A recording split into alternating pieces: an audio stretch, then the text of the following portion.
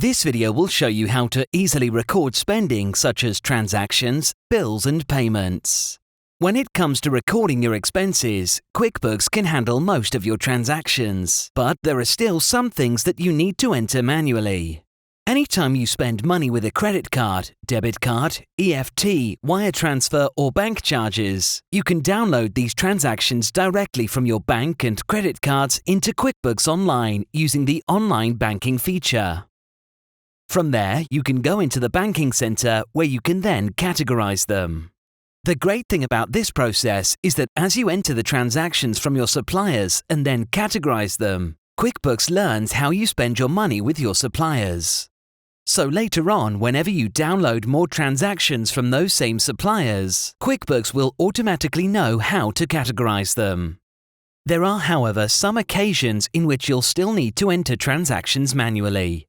For example, you'll need to enter a transaction manually if you withdrew cash via an ATM to then pay somebody.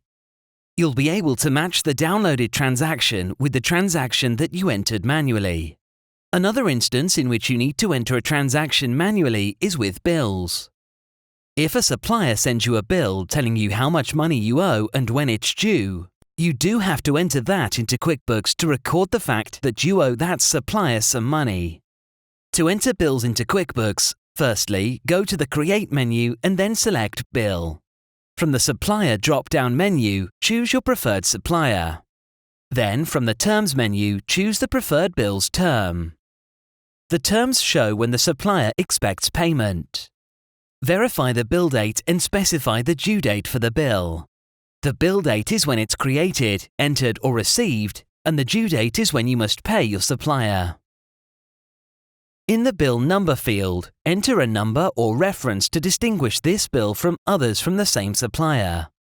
To finish, enter the other necessary information under the Category and Item details, then select Save and Close.